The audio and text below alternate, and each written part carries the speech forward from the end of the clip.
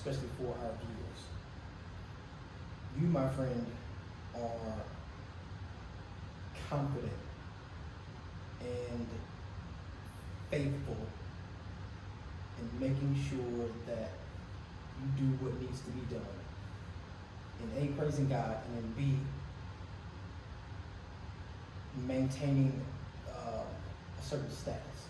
What I mean by that is you find a way in order to make some money. Knowing that God always provides, but He provides also the know-how, He provides the resources, He provides the willingness and the way too. Help some of us get to that mindset and how to keep that mindset. Because sometimes out here, man, it gets discouraging, and it's a lot of times easy to just whatever.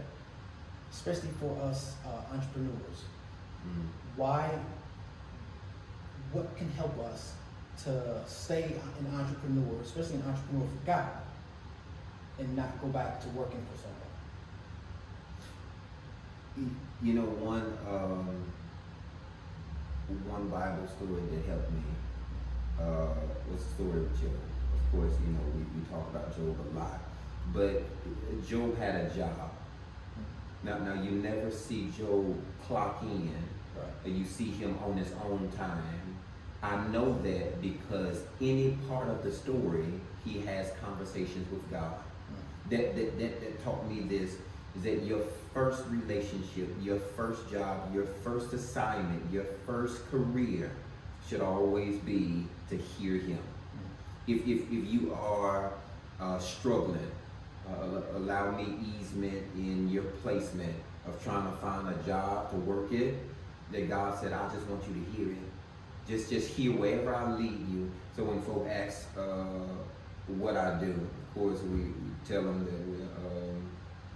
we're researchers, nonprofit, just providing information. If I've caught their attention with the complex junk, then I say, to be honest, I can't even shade on him. I really just do what he asked me to do and go where he asked me to go, and it's been working out so far. I would be lying if I told you I did anything else. And let that be your descriptiveness. In like depiction, in lifestyle, in realness, because he leads you. It says that he'll be found, right, by anybody who seek him, that search for him. He said, knock and I'll open it for you. If you come with a pure heart, but a sinful life, he says, I'll come. You can make your bed in hell, so I'll be there. For the ear of the Lord is not too dull, nor his arm too short to save. I know God will step out of heaven. He said he'll move heaven and earth just to save one, to show them the way. The way to be financially secure is a way as well.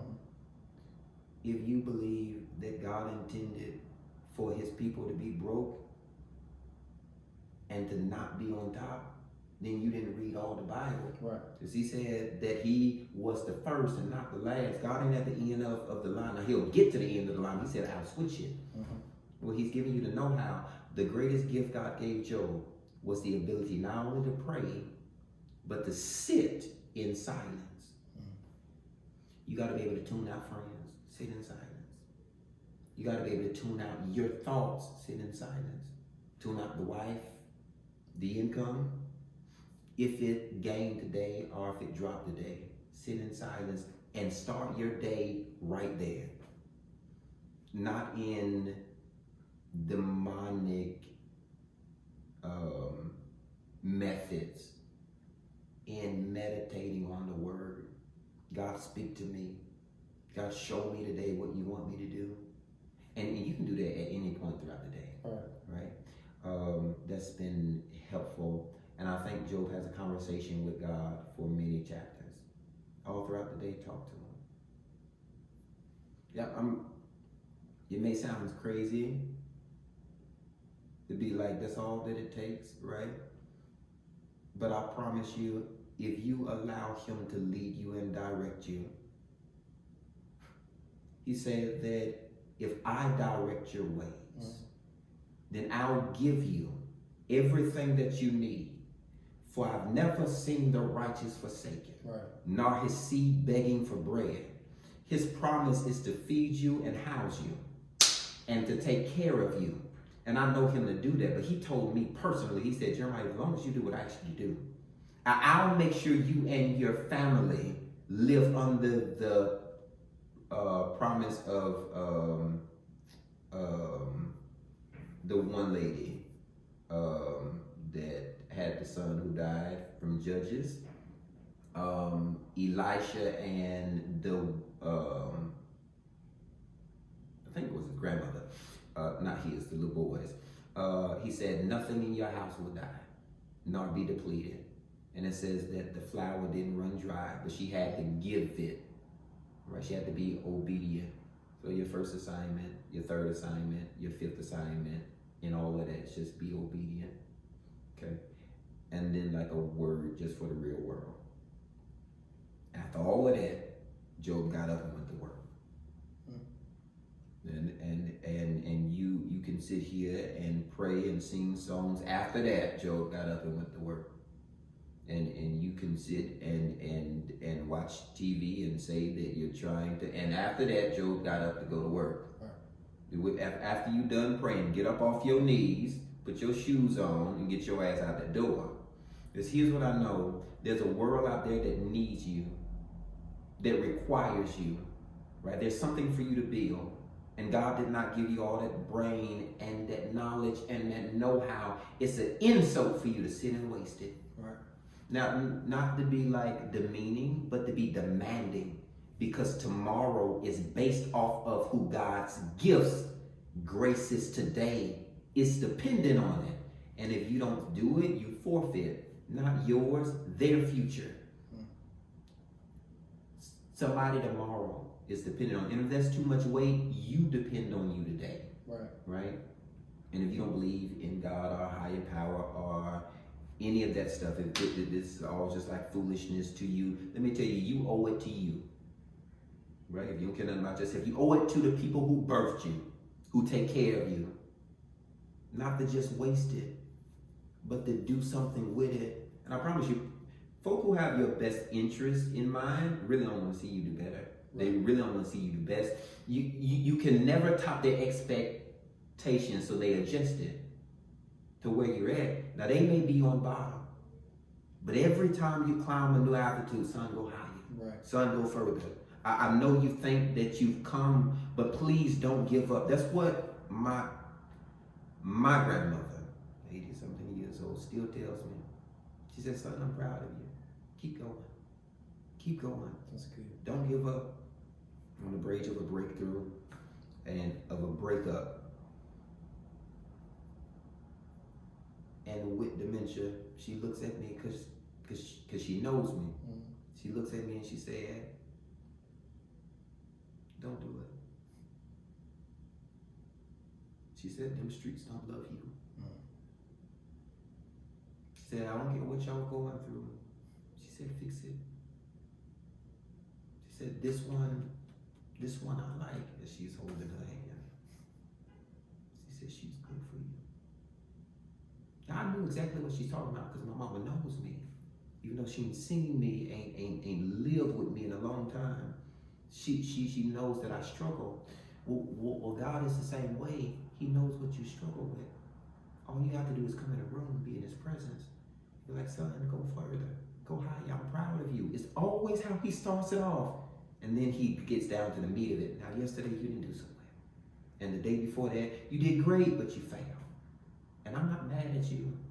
I just want what's best for you. Hold on to it. Don't give up on the dream. And if it changes every week, then change with it. Mm-hmm. We change companies every other day. Today we're ELI, Elevated Life International. Tomorrow we may be PNC because we're going to buy that bank and then we're going to wholesale it by 3.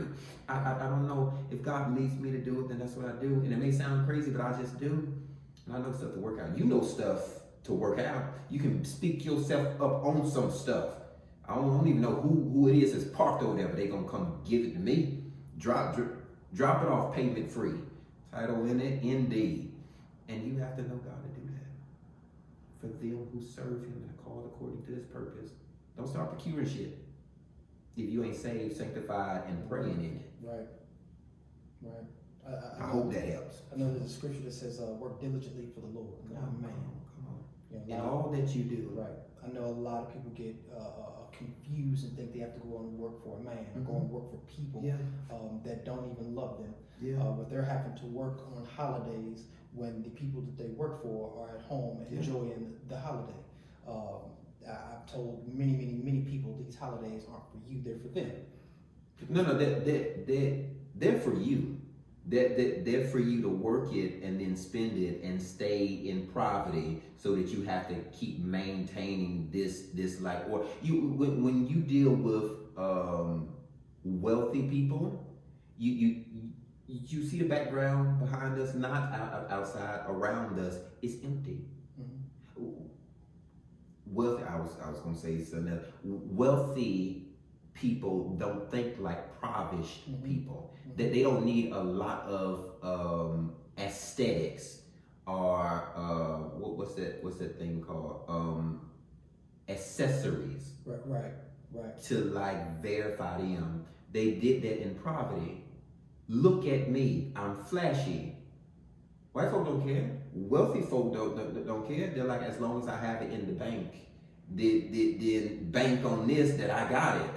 That's why I'm here. They can be wearing the simplest clothes, driving the simplest car. But and you see this person every single day, and you like, man, this man, until you actually read about or you see or you hear, you're like, oh, I never knew. Why you don't drive? That's one problem our culture needs to get over with. I mean, that's just not to a race, that's to an age group, a mindset. We have to get over, I want to be seen. To God, I want to save it so I can actually see it. I don't care if folks see it. Can I log in and see it? Right. Can I come home and see it? Like, we want to be known by the streets. Baby, the streets don't love you. The streets don't care about you. If you show them too much, the streets will take it from you. Yeah. So pretty much just being obedient to God. Be obedient. Going where He tells you to go. Doing what He tells you to do.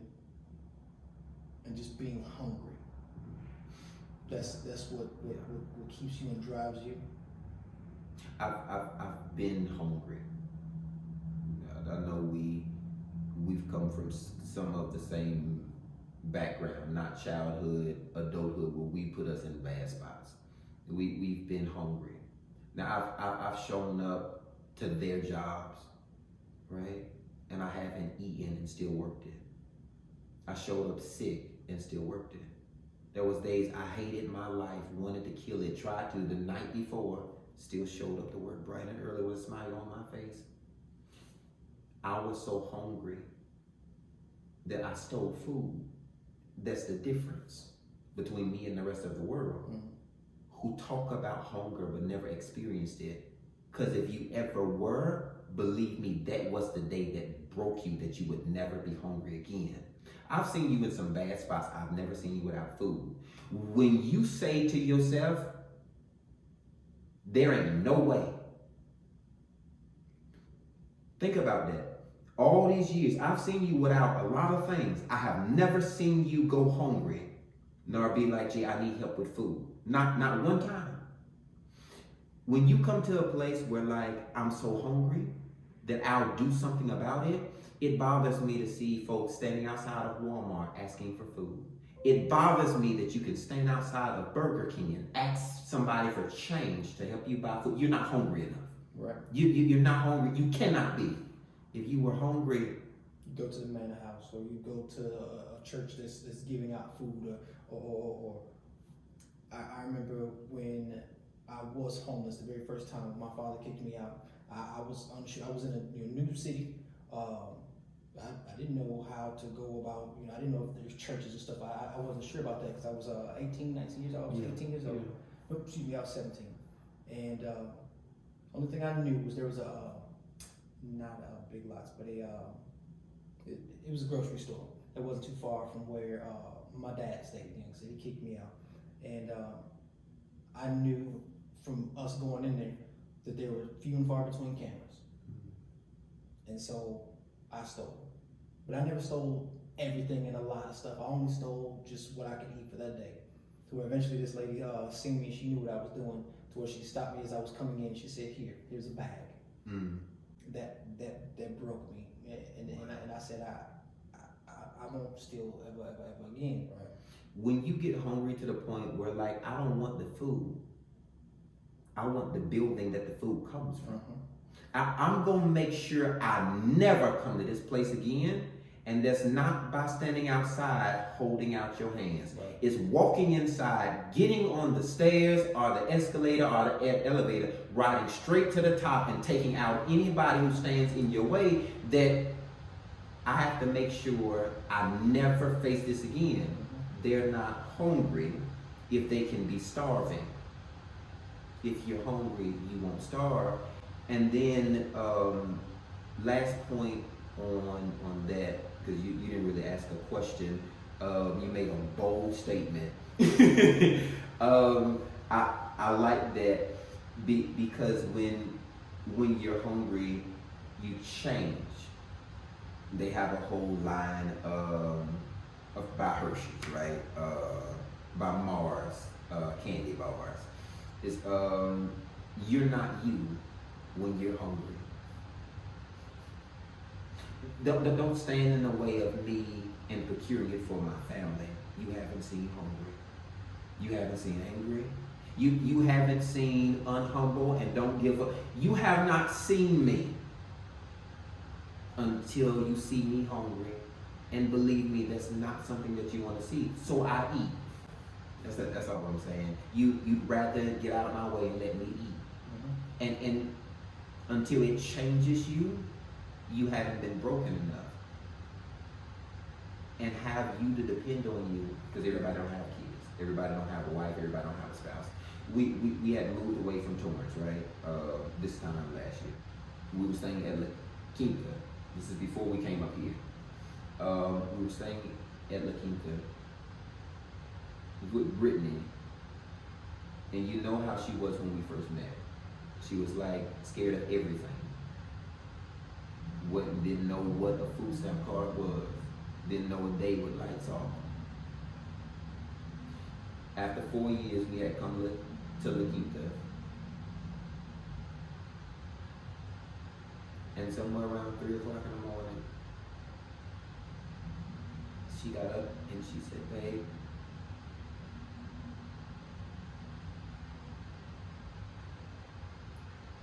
she said, why don't we apply for housing? She said, don't you think that they would give it to us?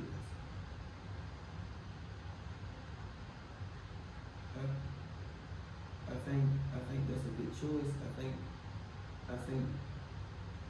I think we would be put in a nice area. Like when I tell you I went in the bathroom, I think I cried for like 15 minutes. I came out of the bathroom and I told her, I promise you. I promise you you'll never see this day again. I had paid them people, I think, like $400 for the week. At that time, that was a ton of money. And they told me I couldn't get it back. You're not going to stand in the way of me changing it when my family is on the verge of breaking because of complacency. I don't care who you have to call. You get somebody on the phone and you give me my money back now. The lady brought the GM in, son, from wherever it was, and they gave me my money cash in my hand. Until you reach your breaking point, you'll never want better. Until you reach your breaking point, you'll always be bitter. Until you reach your breaking, God can't bless you, not the way He wants to, because you're not broke enough. But I know Him to break people, only to bless them. My God, I only see it because I've been broken. Still being broken. You've been broken. Shit. And He said, I broke you so I can bless you. But that humbles you and you become a story, a testimony. Ask me no more questions. You are your own story. You are your own chapter. You don't need John, Mark, Luke, and them. You can tell the story about how he saved me, set me free, procured it for me, how God is instructing me. The greatest gift he gave you is not salvation, it's your mind. That you can commend it, thank it, compel it. Because it's that tell you if you struggle with it or you're free from it. You need your mind. Everything that you need is inside of you. Anything outside of that is demonic or mentally infused. Broke me. God used that to bless me.